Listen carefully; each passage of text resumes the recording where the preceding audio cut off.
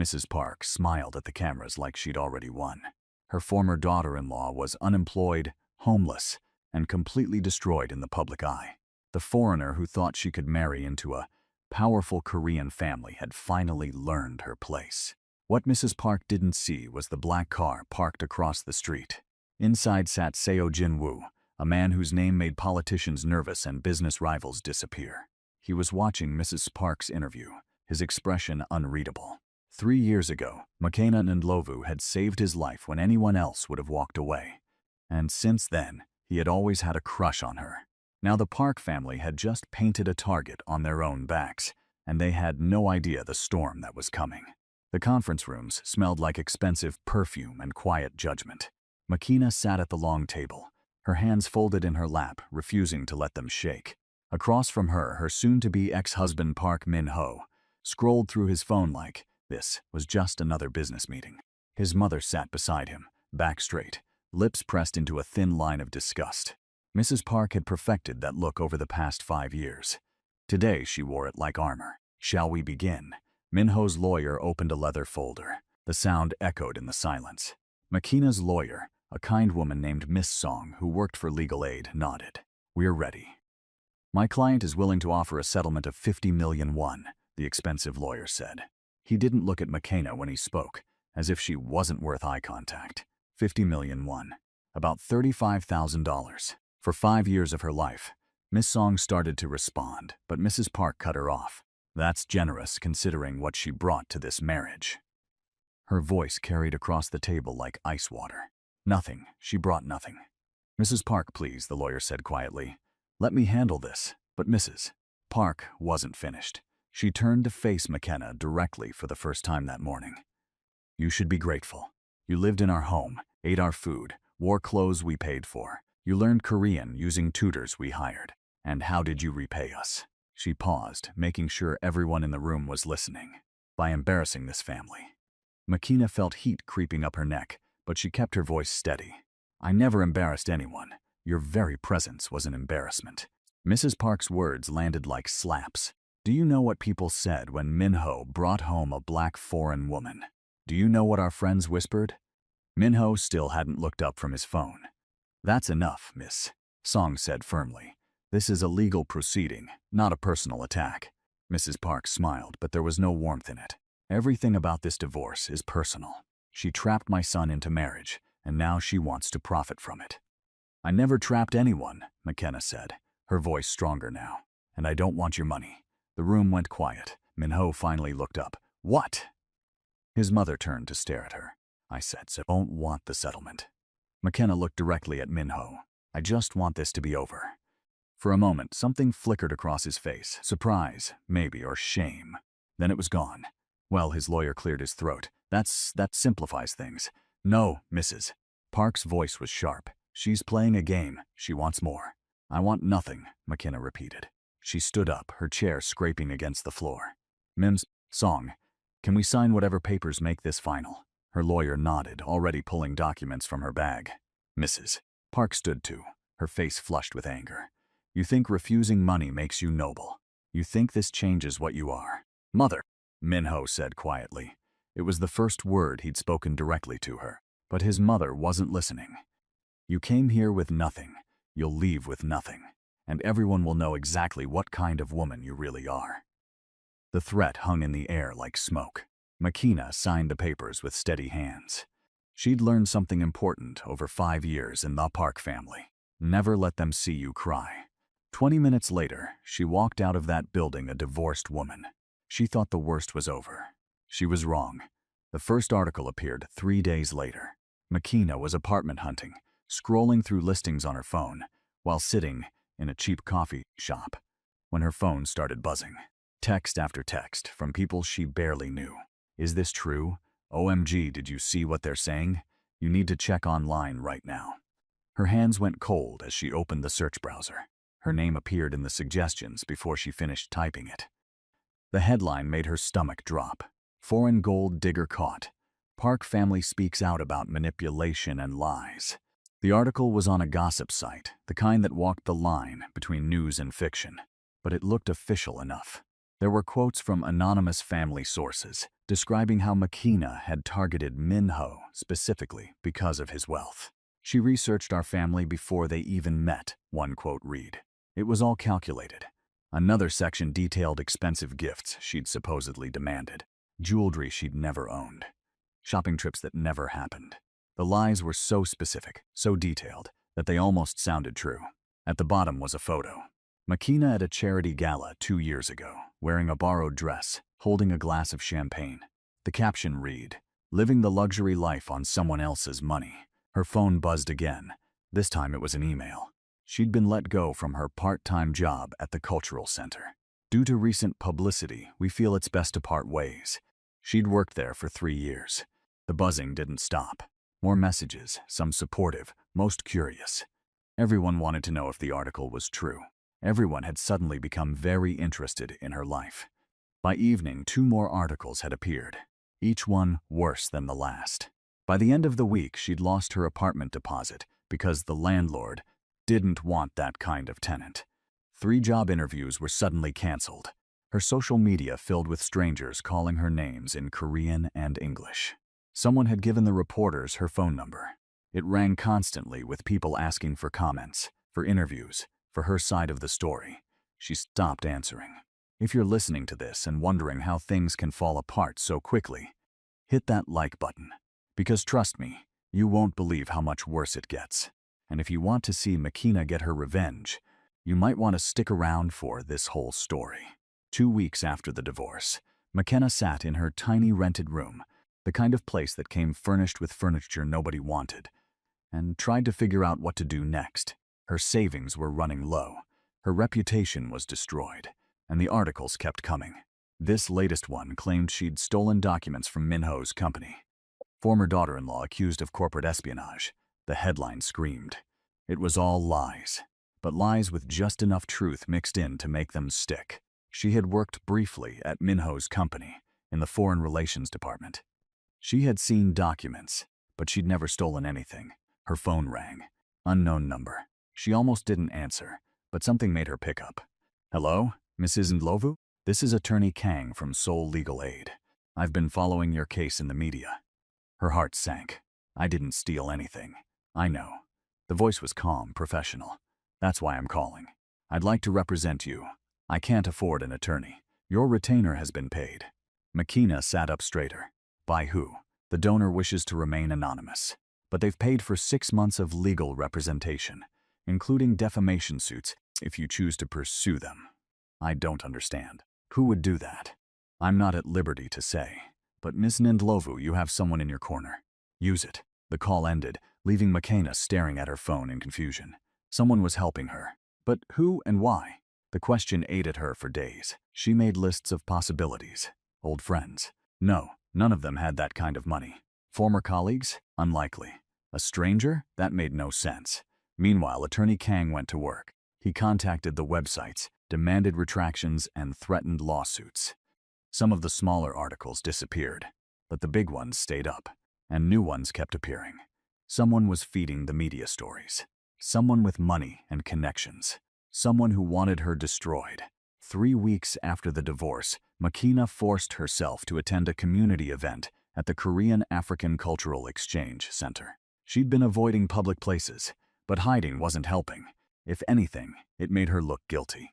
The center was hosting a networking mixer, the kind of event where people pretended to care about cultural exchange, while really just looking for business connections.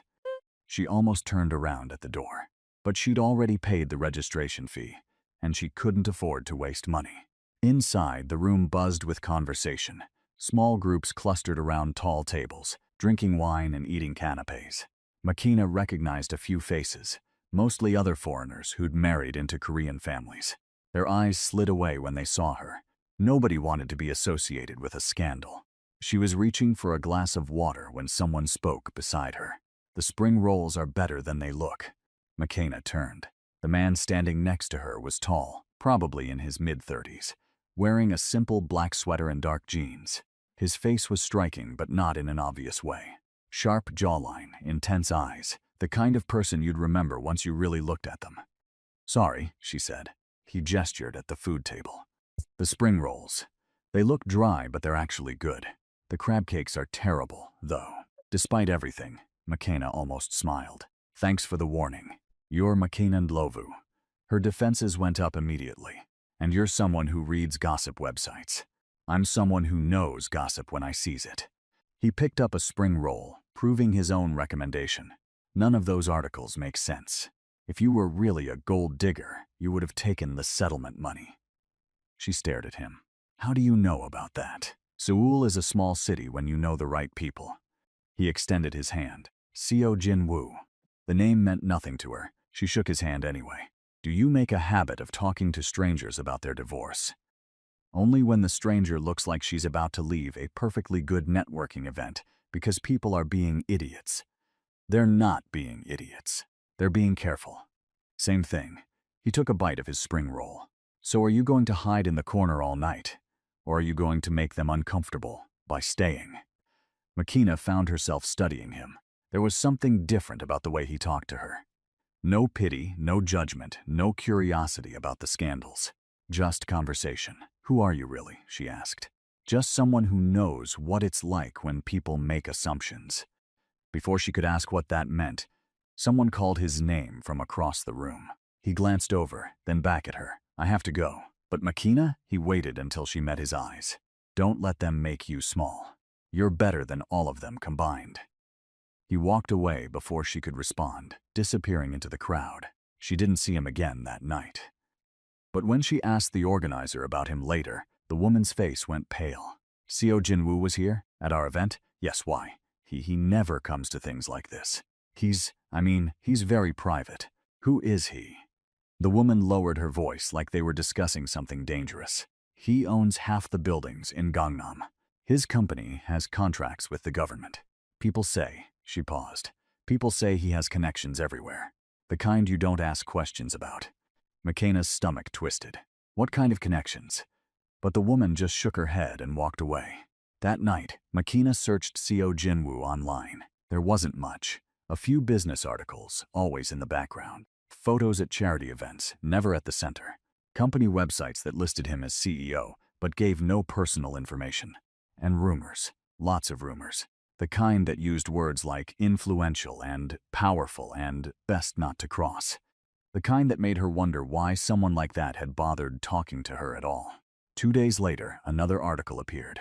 This one had photos. Private photos from her honeymoon. Pictures Minho had taken on his phone, never meant to be public. McKenna on the beach. McKenna at dinner. Intimate moments now displayed for everyone to see and judge. The headline read, The Honeymoon Scam. How One Woman Fooled Korea's Elite. The article twisted every photo, every moment. That smile wasn't real, it was calculated. That dress wasn't a gift, she'd demanded it. That jewelry wasn't borrowed, she'd kept it. Lies wrapped around truth until you couldn't separate them. McKenna's hands shook as she read. This wasn't just about destroying her reputation anymore. This was about erasing her dignity. She called Attorney Kang. I want to sue all of them. I want to fight this. Miss Ndlovu, I understand you're upset, but litigation takes time and money, and it draws more attention. I don't care. They don't get to do this. There was a pause. Let me make some calls. But McKenna, you need to prepare yourself. This is going to get worse before it gets better. She didn't believe him. She thought it couldn't possibly get worse. Then her mother called from South Africa. Baby, someone sent me the articles. Are you okay? These things they're saying. They're lies, Mama. All of it. I know that. But baby, maybe you should come home. Just for a while. I can't. If I run now, it proves them right. Her mother's sigh traveled across continents. You were always stubborn, like your father. But McKenna, please be careful. These people, they sound dangerous. After they hung up, McKenna sat in the growing darkness of her small room. Outside, Seoul glittered with lights. Millions of people living their lives, going to dinner, meeting friends, falling in love. She'd come to this city 6 years ago with hope. She'd learned the language, tried to understand the culture, and worked hard to fit into Minho's world. And for what? To be called a liar, a thief, a manipulator. Her phone buzzed with a new email. For a moment she was afraid to open it. Another article, another accusation, but it was from Attorney Kang. I've filed preliminary paperwork against 3 publications. Also, someone sent this to my office anonymously. Thought you should see it. Attached was a photo of Mrs. Park having lunch with a journalist. The same journalist who'd written the honeymoon article. The timestamp showed it was from 2 days before the article appeared. Evidence. Not proof exactly, but evidence that the articles weren't random. Someone was orchestrating this. Her phone buzzed again. A text from an unknown number. You don't know me, but I know what they're doing to you is wrong. The Park family is meeting with Congressman Yoon's people tomorrow at Cafe Meal in Gangnam, 2 p.m. Maybe worth investigating why. Makina stared at the message. Congressman Yoon? She knew that name. Minho's company had contracts with his office. She texted back. Who is this? No response. The next day, Makina sat in Cafe Meal at 1:30 p.m., tucked into a corner table with a newspaper in front of her face like some kind of spy movie. She felt ridiculous. This was probably nothing. The text was probably a prank. But she had nothing else to do, and nowhere else to be. At 2 p.m. exactly, Mrs. Park walked in. She wasn't alone. 3 other people joined her, 2 men in business suits, and 1 woman who moved with the confidence of someone used to power. They took a table near the window, far enough from McKenna that she couldn't hear them, close enough that she could watch. Mrs. Park did most of the talking, gesturing with her hands. One of the men nodded, made notes on a tablet. The woman smiled, but it was the kind of smile that had nothing to do with happiness. Makina tried to take a discreet photo with her phone, but the angle was wrong. She shifted in her seat, trying to get a better view. That's when she saw him. Seo Jin-woo sitting at the coffee bar, a laptop open in front of him. He wasn't looking at Mrs. Park's table. He was looking at Makina. Their eyes met. He gave the smallest shake of his head. A warning. Makina froze. What was he doing here? Had he sent the text? Before she could figure it out, the meeting at the window table ended.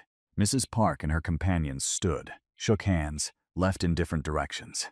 Jin-woo closed his laptop and walked out without looking at her again. Makina's phone buzzed. Another text from the unknown number. Congressman Yoon is hiding something. 3 years ago, there was a merger deal between Minho's company and a pharmaceutical firm. You were working in the office then. You saw the documents. They know you saw them. Her blood went cold. She did remember. A late night at the office, Minho had left files on his desk. She'd been looking for her phone charger and accidentally knocked the papers over. She'd seen numbers, company names, dates. At the time, it meant nothing to her. But what if it meant something to someone else? What if this whole thing, the divorce, the articles, the attacks, what if none of it was really about her at all? What if she was just a loose end someone needed to tie up? The phone buzzed once more. Be careful. You're not paranoid. They really are watching.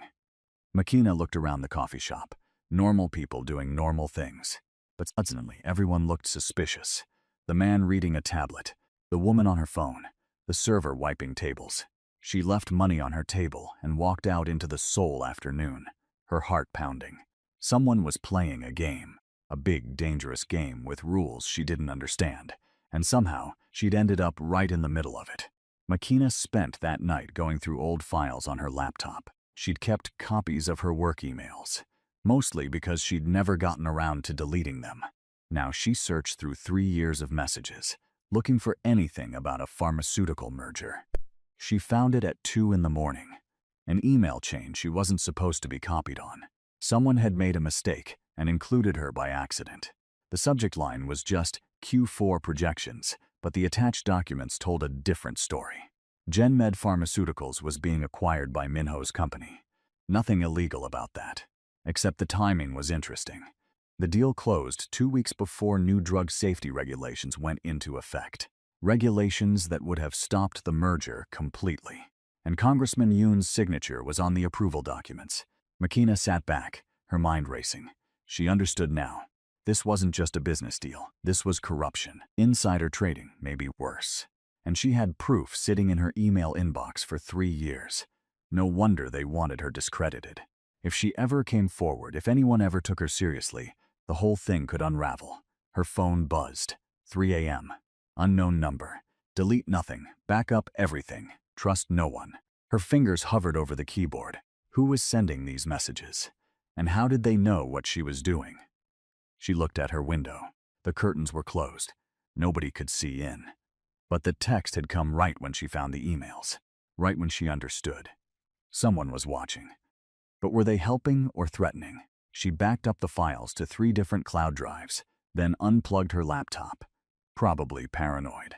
Probably unnecessary. But probably wasn't definitely, and definitely seemed dangerous right now. The next morning, exhausted and running on coffee, McKenna met with Attorney Kang. His office was small but organized, files stacked neatly on metal shelves. He gestured for her to sit, his expression serious. "We have a problem," he said without preamble. "The Park family has filed a countersuit." "For what?" "Defamation. They claim you've been telling people they fabricated the stories about you. They want 200 million won in damages." McKenna laughed. It came out bitter. "I don't have 200 million won. I barely have 200,000. They know that. This isn't about money. It's about keeping you quiet." Attorney Kang leaned forward.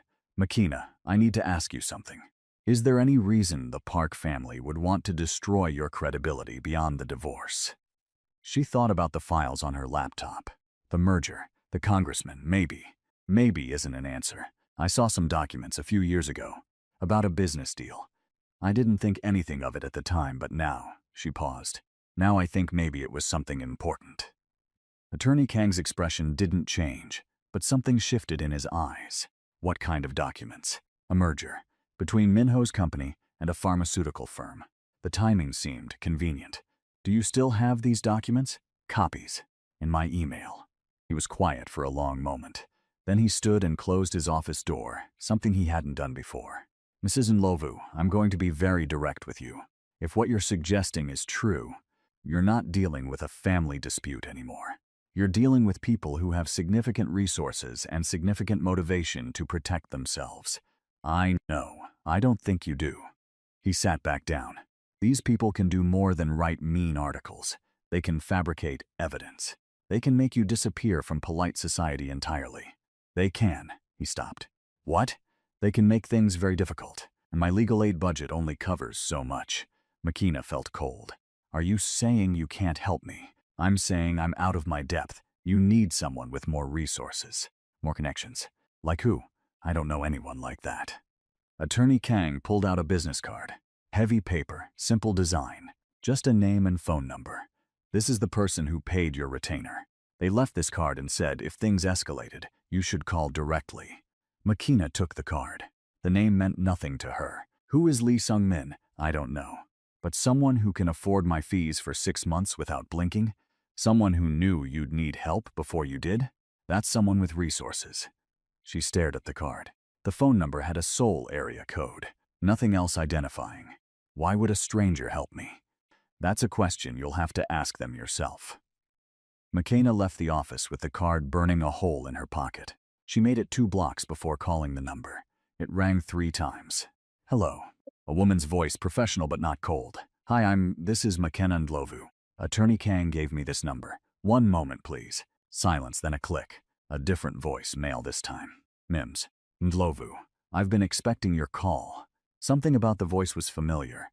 McKenna stopped walking. "Who is this?" "Someone who wants to help. Can we meet?" "Somewhere public. Your choice." "Why should I trust you?" "Because I've been helping you for weeks and haven't asked for anything in return. But if you want to handle this alone, I understand." "The offer expires in 24 hours. The line went dead. McKenna stood on the sidewalk, people flowing around her like water around a stone. Every instinct screamed this was a trap, but every fact whispered she needed help. She called back. The woman answered again. "I'll meet," McKenna said. "Seoul Forest by the main fountain, 1 hour. And I'm bringing pepper spray." A pause, then what might have been a laugh. "Wear comfortable shoes. We'll be walking." 1 hour later, McKenna stood by the fountain, watching people jog past with their dogs.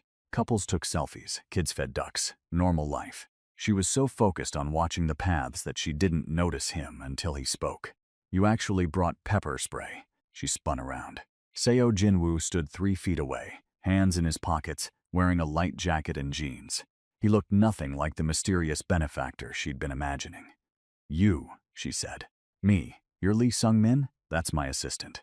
I prefer to keep my name out of certain transactions." He gestured to the path. "Walk with me?" McKenna didn't move. "Why are you helping me?" "Because 3 years ago you helped me. You don't remember, do you? Remember what? It was raining. Late night in Itaewon. He paused, choosing words carefully, in a difficult situation, bleeding. Someone had, let's say I'd made enemies. You found me in an alley, Makina's breath caught. She did remember. A man hurt, his face half covered in blood. She'd called an ambulance, stayed with him until it arrived. She'd never even learned his name. That was you? You told the paramedics I was your friend so they'd let you ride along. You stayed at the hospital for 3 hours, even though I was unconscious. You paid the initial treatment fee with money you probably didn't have. He met her eyes. The nurse told me later. A black foreign woman who barely spoke Korean but refused to leave until she knew I'd be okay. That was nothing. Anyone would have done that. No, they wouldn't. People see me in trouble and they walk the other way, either because they're scared or because they think I deserve it. He started walking, slowly. This time Makina followed. You didn't know who I was. You just saw someone who needed help. They walked in silence for a moment. Makina's mind was spinning. So this is what, payback? She finally asked. This is me making sure the one person in Seoul who treated me like a human being doesn't get destroyed by people who treat humans like chess pieces. The articles, the legal fees, that was all you? Some of it. Let's say I've been encouraging certain journalists to reconsider their stories. Making sure your lawyer had resources, keeping an eye on things. Makina stopped walking. That's insane. You don't even know me. I know you helped a stranger in an alley. I know you survived 5 years with the Park family, without losing yourself. I know you turned down money you desperately needed because you have principles. He stopped too, facing her. I know enough. This feels wrong, like I'm using you or something. You're not using me. I'm choosing to help. There's a difference. They stood there, the fountain splashing behind them, people passing by without a second glance. If you're wondering whether Makina should trust this mysterious man, drop a comment below. Tell me if you think Jin-woo is genuinely trying to help, or if there's something else going on. Because things are about to get a whole lot more complicated. Okay, Makina said slowly. Say I believe you. Say I accept your help. What exactly are you proposing? Jin-woo smiled, and for the first time it reached his eyes. Tell me about the pharmaceutical merger. They found a quiet bench away from the main paths. Makina explained what she'd found. The emails, the timing, Congressman Yoon's involvement. Jin-woo listened without interrupting. When she finished, he was quiet for a long moment. You realize what you have, he finally said. Evidence of corruption. Evidence that could destroy some very powerful people. That's why they're coming after you so hard. They're not just protecting a reputation. They're protecting their freedom. So what do? You have 2 choices. Give me the files, let me handle this quietly, and disappear from their radar. Or, he paused, you fight. You go public. You make so much noise they can't silence you. What would you do? I'd burn them to the ground. But I'm not the one taking the risk. He looked at her seriously. Makina, if you fight this, it gets worse before it gets better. They'll escalate. More articles, more lies, maybe even legal charges. Are you prepared for that? She thought about the past month, the job loss, the apartment, the articles, her mother's worried voice on the phone. I'm tired of running, she said quietly. I'm tired of being scared. That's not an answer. Yes, it is. She met his eyes. I want to fight. Tell me how. Something changed in Jin-woo's expression. Respect, maybe, or recognition. First, we secure the evidence. Multiple backups, multiple locations. Then we build a case. Not just about the merger, about everything. The articles, the coordination, the conspiracy to defame you. We make it so big they can't sweep it under the rug. That sounds expensive. I told you money isn't an issue. But why? Why spend your money, your time, she gestured vaguely, whatever resources you have, on me? Jin-woo was quiet. When he spoke, his voice was softer. Do you know what it's like to have everyone be afraid of you? To walk into a room and watch people calculate whether you're useful or dangerous. To have every interaction be a transaction. He looked out at the park. For 3 years, I've thought about that night in the rain. The only person in this entire city who looked at me and just saw someone who needed help. Not Seo Jin-woo the businessman, not someone with connections. Just a person. Makina's heart did something complicated in her chest. I'm not some kind of saint, she said. I was just doing what anyone should do. Exactly. He turned back to her. You did what anyone should do, but most people don't. That matters. They sat there as the afternoon light shifted through the trees. Makina felt like she was standing at a crossroads. One direction led to safety, obscurity, letting this all fade away. The other led into a fight she might not win. Okay, she said, let's burn them down. But I have conditions. Name them. I need to understand what I'm getting into. No secrets. You tell me who you really are, what your connections really mean. All these rumors about you, I need to know what's true. Jinwoo's jaw tightened. That's complicated. So is trusting someone I barely know with evidence that could get me killed. He laughed, sharp and surprised. Fair point. He stood up, offered her his hand. Come on. If we're doing this, there's something you need to see. They took his car, a black sedan that looked normal until Makina noticed the driver, the way Jinwoo's phone kept buzzing with messages he ignored, the deference in people's eyes when they stopped at a light, and someone in the next car recognized him. Where are we going? She asked. My office. If you want to know who I am, you should see what I do. The building was in Gangnam, glass and steel reaching into the sky. But Jinwoo didn't take her through the main entrance. They went to an underground garage, a private elevator that required a fingerprint scan. This is very secret, agent, Makina said, trying to lighten the tension she felt building. Wait until you see the laser grid in Shark Tank. She blinked. He was joking. Seo Jinwoo was actually joking. The elevator opened directly into an office. Not a hallway, not a lobby. Just straight into a massive space with windows overlooking Seoul. But Makina barely noticed the view. She was staring at the walls. One entire side was covered in screens. News feeds, stock tickers, security camera footage. Another wall was a massive digital map of Seoul, with dozens of points marked in different colors. What is this? She breathed. This is how I keep track of my interests. Jinwoo walked to a desk, touched a tablet. The screens changed. I own 43 businesses in Seoul. Security firms, construction companies, restaurants, logistics operations. Each one is legitimate. Each one also gives me information. Information about what? Everything.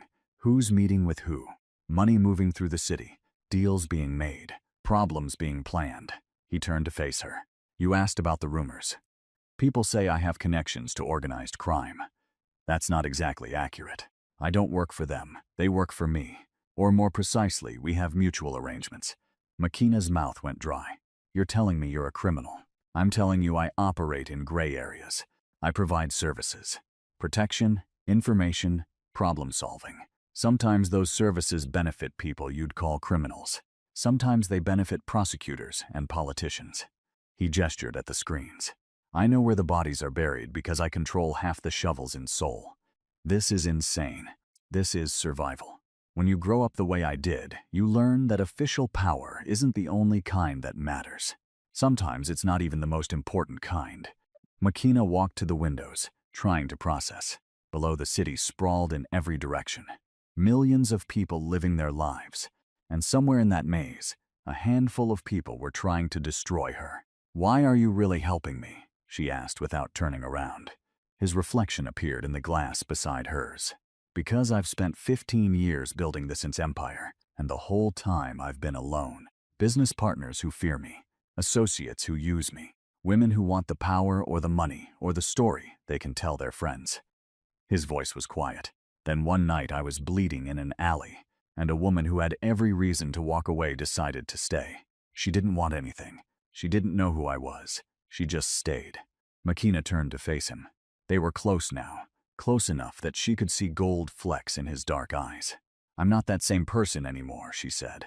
5 years with the Park family changed me, made me harder. Good. Soft doesn't survive what's coming. Her heart was pounding. This was crazy. All of it. Trusting this man, getting involved in whatever world he inhabited, fighting people with unlimited resources and no conscience. But the alternative was running, hiding, letting them win. So what's the plan? She asked. Jinwoo smiled. It was the kind of smile that probably made his enemies very nervous. First, we make them think they're winning. Over the next week, Makina's life got worse. Another article appeared, claiming she'd had an affair during her marriage. The source was supposedly a hotel employee, complete with dates and room numbers, all fabricated, but detailed enough to be believable. She lost another job opportunity. A small company that had been interested in hiring her suddenly went silent. Her social media exploded with hate. People she'd never met felt entitled to tell her exactly what they thought of her in the most vicious language possible. But this time, Makina knew something they didn't. Jinwoo's team was documenting everything. Every article, every source, every connection. Building a web that linked Mrs. Park to journalists. Journalists to Congressman Yoon's office. The congressman's office to the pharmaceutical company. "It's beautiful," Jinwoo's assistant Sung-min said, showing McKenna the evidence chart. "They think they're being careful, but money leaves trails. So do favors." "How long until we have enough?" McKenna asked. "Soon. But there's a problem." Of course there was. "What problem?" Sung-min pulled up a photo. A man in his 50s, expensive suit, cold eyes. "This is Chief Prosecutor Hwang. He's the one who'd normally handle a case this size. He's also Congressman Yoon's brother-in-law, so he's corrupt too, probably. Which means we can't go through normal channels. We need to force their hand, make it public enough that they can't bury it." McKenna thought about that. How public? Very. National news, social media. Make it impossible to ignore, so I become an even bigger target. For a while, yes. Jinwoo, who'd been silent until now, finally spoke. "There's another option. You disappear. Take the evidence, leave Korea. I have contacts in South Africa. You could go home, be safe." McKenna looked at him. "Is that what you want me to do? I want you alive and whole. Everything else is negotiable." The way he said it made her chest feel tight, like he actually meant it. Like she wasn't just a project or a debt to repay. "I'm not running," she said. "When do we make our move?" Sung-min and Jinwoo exchanged glances. "There's a charity gala in 2 weeks," Sung-min said. "Everyone will be there. The Parks, Congressman Yoon, all their associates. Press coverage, live streaming. If you were to make a statement then, they'd destroy me before I finished the first sentence. Not if we destroy them first." Jinwoo pulled up a timeline on the screen. "We leak preliminary evidence the day before. Just enough to make people curious. Then at the gala, you give the full story. Names, dates, documents. Everything. They'll sue me into oblivion. They'll try. But if public opinion turns against them first, if people are already angry, already demanding answers, lawsuits start looking like confirmation of guilt." Makina's hands were shaking. She clasped them together. "And if it doesn't work? If people don't believe me?" Jinwoo moved closer. Not touching, but close enough that she felt the warmth of him. "Then I make them believe you, one way or another." There was something in his voice that made her think he wasn't talking about legal remedies. "I don't want anyone getting hurt because of me," she said quietly. "Too late. You got hurt because of them. Now it's my turn." The way he looked at her made her forget how to breathe.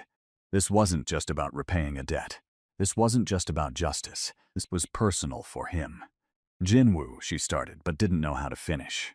He seemed to understand anyway. "I know. This is complicated, but Makina, I need you to know something. Whatever happens at that gala, whatever comes after, I'm not going anywhere. You're not alone in this. You barely know me. I know enough, and I want to know more. If you'll let me." Her heart was doing that complicated thing again. She should say no. This was too much, too fast, too dangerous. Instead, she said, "Okay. Okay, you'll let me help?" Okay to all of it. Something changed in his expression. Relief maybe, or hope. He reached out slowly, giving her time to pull away. When she didn't, his hand found hers. 2 weeks, he said. "We have 2 weeks to get ready. Are you sure about this?" Makina thought about everything she'd lost. Her marriage, her reputation, her place in this city. Then she thought about everything she'd gained. Her freedom, her voice. This strange, intense connection with a man who saw her as more than a scandal or a stranger. "I'm sure," she said. And for the first time in months, she actually believed things might be okay. That night, alone in her small apartment, Makina's phone buzzed. Unknown number. But she knew who it was now. "Thank you for trusting me. Get some sleep. Tomorrow we start preparing." She smiled and typed back. "Do you ever sleep? Not when I have something important to protect." Her face went hot. She was about to respond when another message came through. That was too much, wasn't it? "Sung-min says I'm bad at this." Bad at what? "Talking to someone I actually care about instead of someone I'm doing business with." Makina's fingers hovered over the keyboard. This was real. Whatever this was becoming, it was real. "You're doing fine," she typed. "Better than fine." 3 dots appeared. then disappeared, then appeared again. Sleep well, McKenna. You too, Jinwoo. She fell asleep with her phone in her hand, a smile on her face, and for the first time in weeks, no nightmares. But while she slept, across the city, other people were making plans too. In a private club in Gangnam, Mrs. Park met with Congressman Yoon and Chief Prosecutor Hwang. The foreign woman is becoming a problem, Mrs. Park said, her voice tight with anger. She's not disappearing quietly. I told you we should have offered her more money, Minho said from the corner. He'd been dragged to this meeting by his mother. Quiet, she snapped. You've done enough damage marrying her in the first place. Congressman Yoon sipped his whiskey, unbothered by the tension. What exactly is the problem? Some divorced woman complaining about bad press? That's hardly unusual. She's digging, Chief Prosecutor Hwang said quietly. I have sources. She's been asking questions about the GenMed merger. The room went very quiet. She can't prove anything, Mrs. Park said, but she sounded uncertain. She was in the office during that time, Minho said reluctantly. She had access to files. I mean, she never seemed to pay attention to business, but nothing, the prosecutor cut him off. If she has documents, if she makes noise, people will investigate. And if people investigate, they'll find things we'd prefer stayed buried. So what do we do? Mrs. Park demanded. The congressman set down his glass. We escalate. Serious charges. Something criminal. Make her so busy defending herself that she has no time to attack us. What kind of charges? Theft, fraud, maybe even industrial espionage. I have contacts who can create paper trails, manufacture evidence. By the time she proves her innocence, if she can, no one will care about some merger from 3 years ago. Minho stood up. Wait, you're talking about sending her to prison for something she didn't do. I'm talking about protecting all of us from something we did do, the congressman said coldly. Unless you'd prefer to be the one in prison, Minho sat back down. When? Mrs. Park asked. Soon. Before she gains any more sympathy. Before anyone starts taking her seriously. The prosecutor smiled. Don't worry. I've done this before. By the time we're finished, McKenna and Lovu will wish she'd never heard of Korea. They didn't know that outside the private room, a server was listening. A server who worked for Jinwoo. A server whose earpiece was transmitting every word to a recording device 3 blocks away. The war was about to begin, and neither side knew yet just how badly it was going to hurt before it was over. Jinwoo called McKenna at 6 in the morning. They're making their move. Get dressed. I'm sending a car. She was still half asleep. What? What move? I'll explain when you get here. Pack a bag. You're not going back to your apartment for a few days. That woke her up. Jinwoo, what's happening? They're going to file criminal charges. Today. I need you somewhere safe before the arrest warrant goes through. Her stomach dropped. Arrest warrant? Trust me. Please. The car will be there in 10 minutes. He hung up before she could argue. McKenna threw clothes into a bag with shaking hands. Criminal charges. They were actually going to have her arrested. For what? What could they possibly claim she did? The car arrived exactly 10 minutes later. The driver was a woman this time, professional and silent. She drove through Seoul's early morning traffic like she'd done this 1,000 times. They didn't go to Jinwoo's office. Instead, the car pulled into an underground garage beneath a luxury apartment building. The driver led her to a private elevator. Top floor, she said. He's waiting. The elevator opened directly into an apartment. No, not an apartment. A penthouse. Floor-to-ceiling windows showing Seoul waking up below. Minimalist furniture. Art on the walls that probably cost more than McKenna's entire education. Jinwoo was on the phone, pacing. When he saw her, he ended the call immediately. You're here. Good. He looked exhausted, like he hadn't slept. Coffee? Explanation, McKenna said. He gestured for her to sit, then pulled up a recording on his tablet. Listen to this. It was the conversation from the private club. Mrs. Park, the congressman, the prosecutor, all of it. Planning to frame her, create evidence, send her to prison. McKenna's hands clenched into fists. They're actually going to do this. They already started. Chief Prosecutor Hwang filed preliminary paperwork last night. By this afternoon, there'll be an arrest warrant for corporate espionage and theft of trade secrets. Based on what evidence? Evidence they're creating right now. Fake emails, forged documents, probably a witness or two they've paid off. Jinwoo sat across from her. But we have this recording. We have proof they're conspiring against you. So we go public now. Release the recording. Stop them before. If we release it now, they'll claim it's fake, that we fabricated it to defend you against legitimate charges. We need to wait. Wait for what? For them to arrest me? No. Jinwoo's voice was firm. I won't let that happen. But if we move too soon, we lose the element of surprise. They need to think they're winning. Makina stood up, too agitated to sit. So what? I just hide here while they tell the entire country I'm a criminal. Yes. That's insane. That's strategy. He stood too, moving closer. Makina, I know this is hard, but we're so close. 2 more weeks until the gala. We release everything then, all at once. The recording, the merger documents, everything. We bury them so completely they can't recover. And if something goes wrong, if they find me here, they won't. This building has security that makes the Blue House look casual. You'll be safe. She wanted to argue, but the look in his eyes stopped her. He wasn't just being strategic. He was genuinely worried about her. Okay, she said quietly. 2 weeks. But Jinwoo, I can't just sit here doing nothing. I'll go crazy. You won't be doing nothing. We have work to do. Preparing your statement, organizing evidence, getting ready for the gala.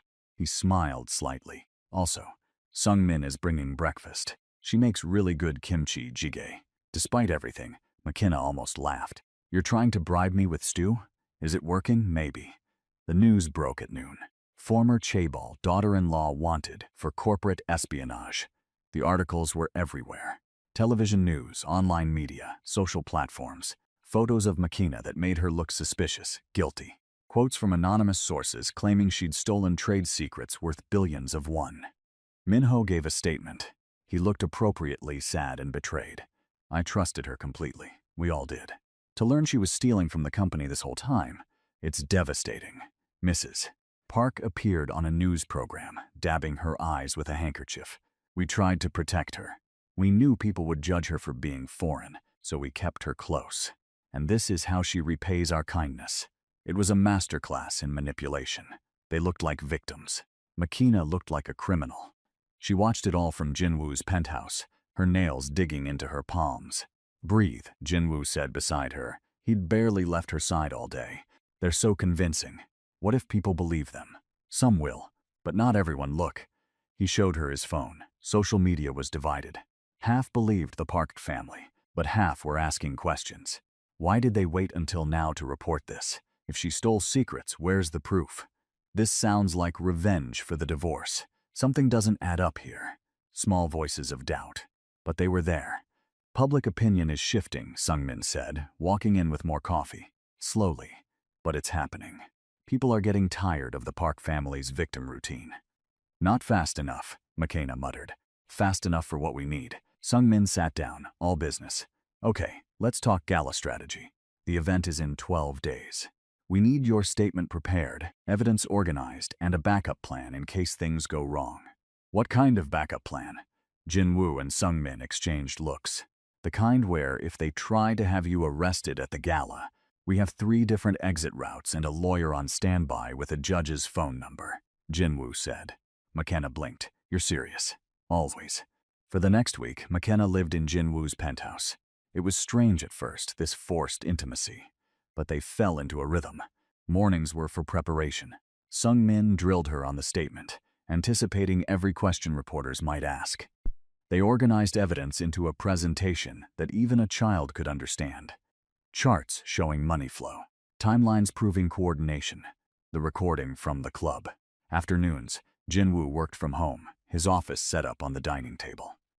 Makina found herself watching him sometimes. The way he focused completely on whatever problem he was solving. How he spoke to people, always calm but with an edge that made them listen. Evenings were quieter. They'd eat dinner together. Usually something Sungmin had ordered, because neither of them could cook. They'd talk about everything except the case. Makina told him about growing up in Johannesburg, her family, why she'd come to Korea in the first place. He told her about building his empire from nothing. Growing up poor, angry, determined to never be powerless again. I'm not a good person, he said one night. They were sitting by the windows, watching the city lights. I've done things I'm not proud of. Hurt people who probably didn't deserve it. Why are you telling me this? Because you should know. Before this goes any further, you should know what you're getting into. Makina looked at him. Really looked. The sharp edges, the careful control, the loneliness he tried to hide. "I think you're better than you believe you are," she said quietly. His laugh was bitter. "You have too much faith in people. Maybe. Or maybe you've spent so long being what people expected that you forgot who you actually are." He turned to face her. They were close now, the space between them charged with everything unsaid. "And who do you think I am?" His voice was low.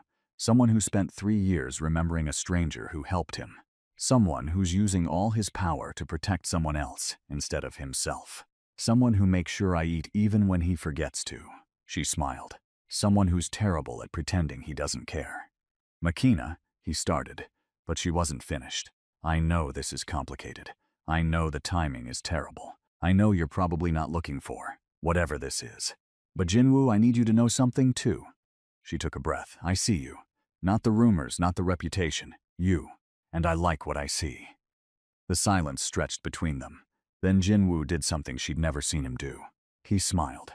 Really smiled. The kind that transformed his whole face.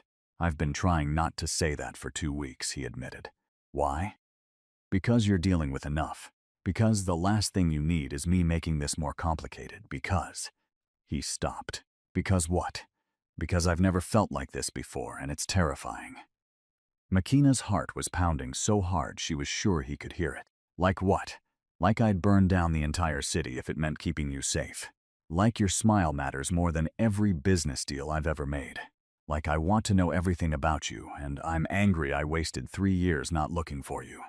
He reached out, his hand cupping her cheek. "Like I'm falling for you, and I don't know how to stop." She leaned into his touch. "Don't stop." He kissed her then. Soft at first, questioning.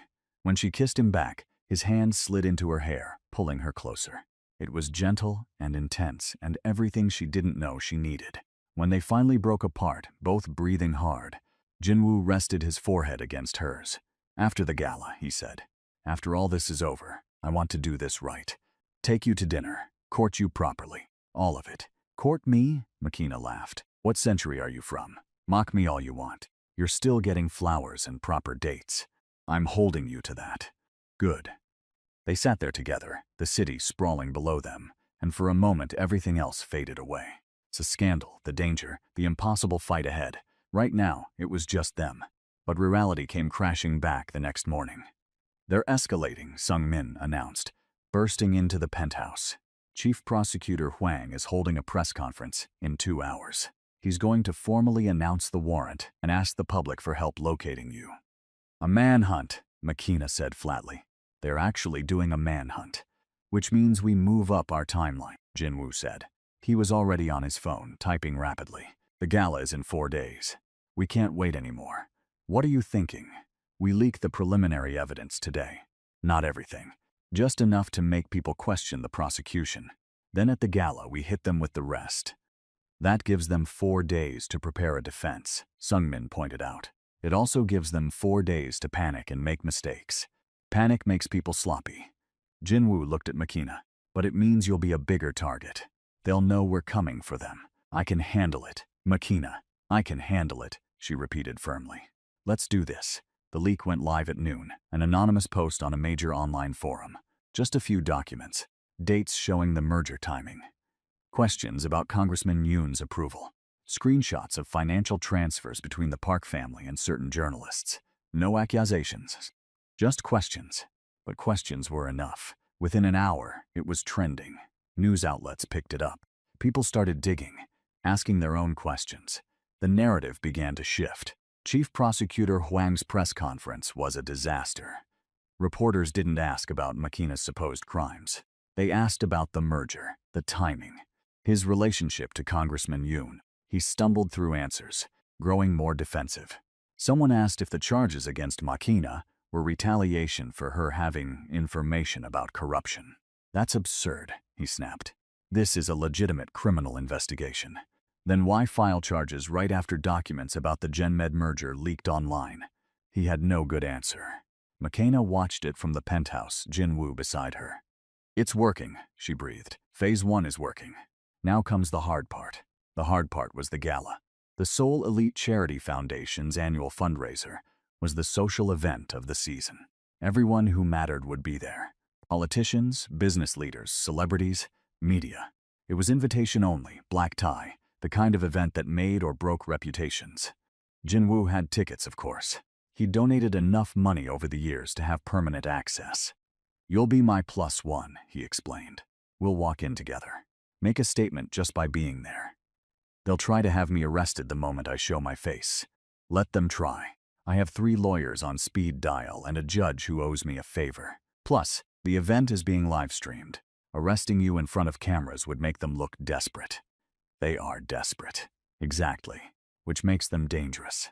He took her hands. "Are you absolutely sure about this? Once we walk in there, there's no going back." McKenna thought about everything that had led to this moment. The divorce, the humiliation, the articles, the lies.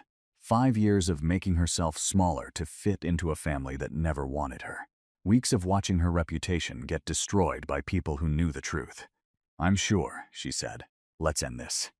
The night of the gala, McKenna stood in front of the mirror in Jinwoo's guest room. Sung Min had brought a dress, simple, elegant, deep blue, nothing flashy. She didn't need to make a statement with her clothes. Her presence would do that.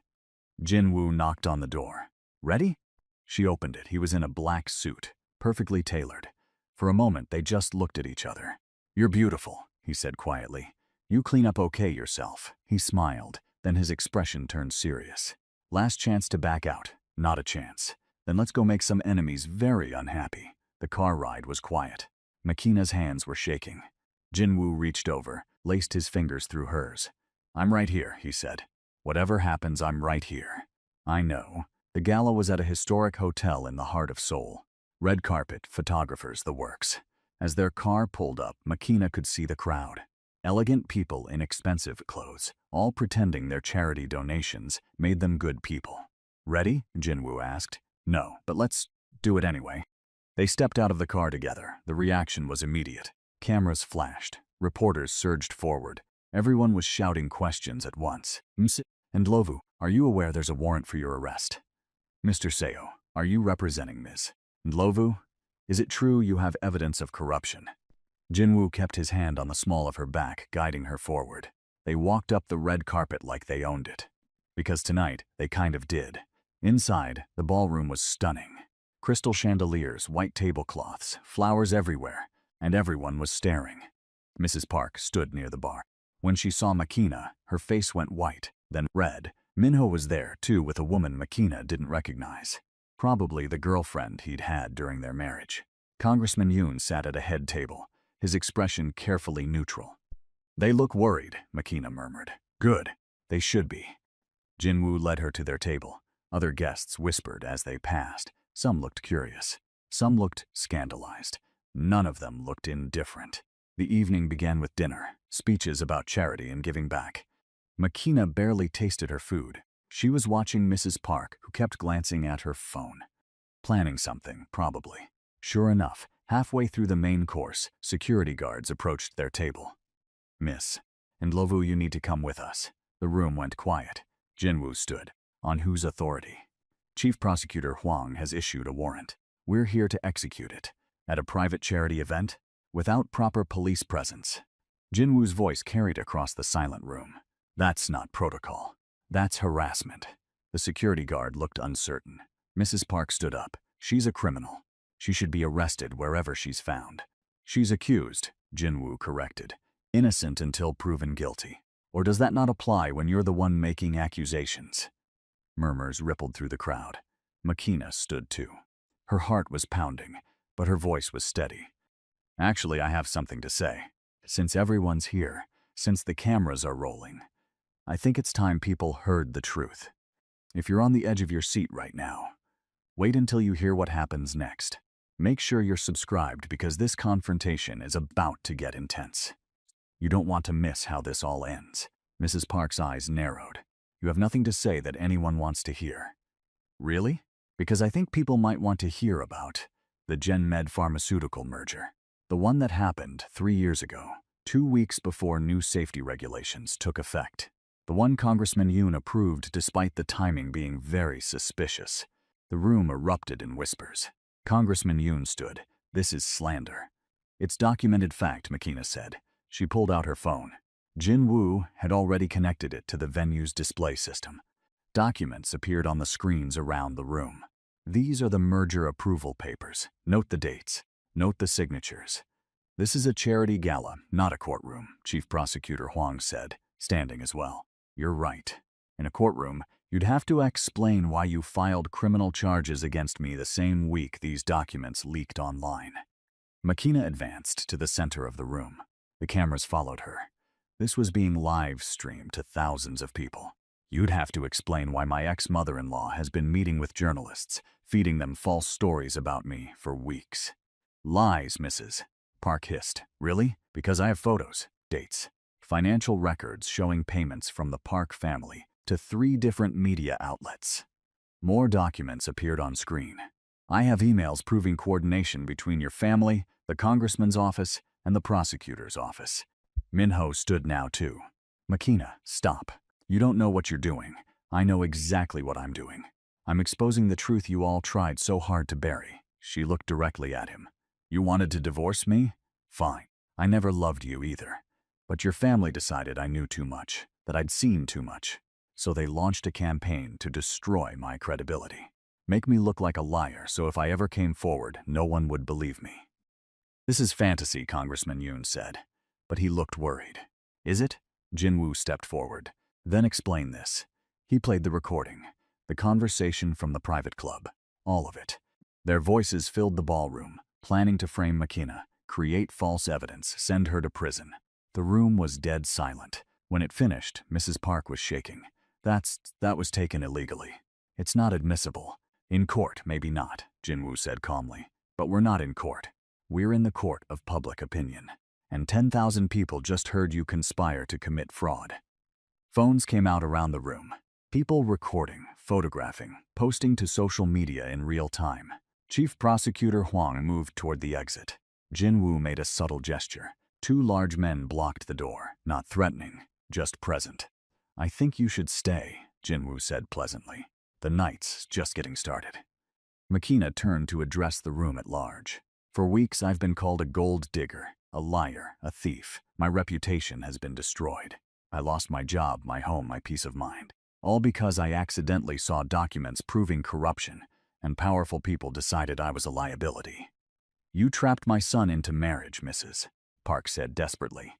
You used him. I married someone I thought I could build a life with. I was wrong.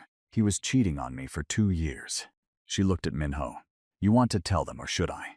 Minho's face went red. The woman beside him looked shocked. You told me you were divorced, she said to him.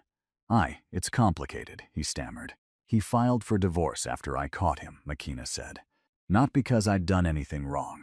Because he wanted to marry someone else, and I was in the way. Everything after that, all the articles, all the accusations, that was your family protecting themselves. Not from me, from the truth. Mrs. Park lunged forward. For a moment, Makina thought she might actually attack her. But Jinwoo stepped between them, his expression dangerous. Don't, he said quiet. One word, but it carried weight. Mrs. Park stopped. Congressman Yoon tried a different approach. Even if some of these accusations have merit, that doesn't excuse Ms. and Lovu's theft of corporate secrets. What theft? Makina turned to him. Name one secret I stole, one document I took. You can't, because it never happened. You fabricated charges to silence me. And Chief Prosecutor Huang helped you, because he's your brother-in-law and he was part of the original corruption. I could have you arrested right now, Huang said. Try it, Jinwoo said. His voice was soft, but everyone heard the threat underneath. Arrest her in front of all these witnesses, all these cameras.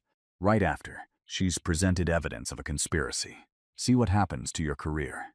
Huang's jaw clenched, but he didn't move. It's over, Makina said to all of them. Your lies, your manipulation, your attempts to destroy me. It's all over. The evidence is public now. People know the truth. You can try to fight it, but you'll lose. Because the one thing you didn't count on was me refusing to disappear quietly.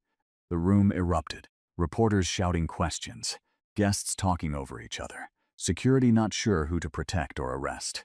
In the chaos, Mrs. Park's face crumpled. For the first time, she looked old and defeated. Minho just stood there, his new girlfriend storming away. Congressman Yoon and Chief Prosecutor Hwang were surrounded by reporters demanding answers. Jin-woo took McKenna's hand. Time to go. They walked out together, cameras flashing, questions flying. But McKenna held her head high. She'd done it. She'd fought back. She'd won. The next week was a whirlwind. The evidence McKenna presented went viral. News outlets investigated, found more proof of corruption. Congressman Yoon resigned under pressure. Chief Prosecutor Hwang was suspended pending investigation. The Park family lost business contracts as companies distanced themselves from the scandal. Minho's company stock dropped 20%. Mrs. Park stopped appearing in public. As for McKenna, the narrative completely flipped. She went from villain to victim to hero. People apologized for believing the lies. Job offers appeared. Interview requests flooded in. She turned most of them down. "I just want my life back," she told Jin-woo. They were at his penthouse watching the sunset. Not fame, not revenge, just peace. "You'll have it," he promised. "This will die down eventually. And us?" She looked at him. "What happens with us?" Jin-woo smiled. "I believe I promised you proper dates and courting. You did. Then how about dinner tomorrow? Somewhere quiet. Just us. That sounds perfect." He kissed her, soft and sweet. When they pulled apart, he was still smiling. "I love you," he said. "Simple, direct. I know it's fast. I know we're still figuring this out. But I love you, and I wanted you to know." McKenna's eyes stung with happy tears. "I love you too." They stood there together, two people who'd found each other in the strangest circumstances. He'd spent 3 years remembering her kindness. She'd spent weeks learning his hidden depths. Now they had the chance to build something real. 3 months later, McKenna had a new job at an international nonprofit. She'd moved into a beautiful apartment, paid for with her own money. She'd reconnected with friends, rebuilt her reputation, started healing, and she was happy. Actually, genuinely happy. She and Jin-woo went on proper dates. Museums, restaurants, long walks through Seoul. He introduced her to parts of his world. She showed him parts of hers. They learned each other, slowly, deliberately. Some people whispered about them. The disgraced ex-wife and the dangerous businessman. But McKenna found she didn't care anymore what people thought. One evening, she came home to find a package at her door. No return address, just her name in unfamiliar handwriting. Inside was a USB drive and a note. "Congratulations on your victory. But the game isn't over. Someone else has been watching. Someone else knows what you know. Be careful who you trust, even him." The note wasn't signed. McKenna's blood ran cold. She checked the USB drive on her laptop. It contained photos. Photos of her and Jin-woo, taken from angles his security cameras didn't cover. Private moments. The coffee shop where they'd first talked. The park where he'd told her about helping him. Even inside his penthouse, though how someone could photograph through those windows she couldn't imagine. At the bottom was a video file. She almost didn't click it, but she had to know. The video showed a meeting. Jin-woo, sitting across from someone McKenna didn't recognize. The conversation was muted, but there were subtitles. "Can you control her?" "I don't control her. I protect her." Same thing. "Will she keep quiet about the other files?" "What other files?" "Don't play games." The Gen-Med merger wasn't the only thing she saw. Jin-woo's expression on the video was unreadable. "She doesn't know about the rest, and she won't. I'll make sure of it." The video ended. McKenna sat there, her whole world tilting. What other files? What else had she seen that she didn't remember? And was Jin-woo protecting her, or protecting secrets? Her phone buzzed. Jin-woo calling. "Hey beautiful, I'm on my way over. Want me to bring dinner?" McKenna looked at the USB drive, at the photos, at the video of the man she loved discussing, keeping secrets from her. Actually, she heard herself say, "I'm not feeling great." Rain check? A pause. "Are you okay? Do you need anything?" "Just tired. I'll call you tomorrow." After they hung up, McKenna sat in the growing darkness of her apartment. She'd thought the fight was over. She'd thought she'd won. But this package, these photos, this video, they suggested something else entirely. The war might have just been the opening act, and the real battle was about to begin. So there you have it. McKenna took on her powerful in-laws and won. She found love with someone who saw her for who she really was. But now there's a mystery even bigger than the one she just solved. Who's been watching them? What other secrets are hiding in her past? And can she trust Jin-woo completely? Or is he hiding something that could destroy them both? If you enjoyed this story, hit that subscribe button. Drop a comment telling me what you think is on those other files, and whether you think Jin-woo is being honest with McKenna. Because something tells me their story is far from over, and whatever comes next, it's going to be even more intense than what we just witnessed. Thanks for watching. I'll see you in the next one.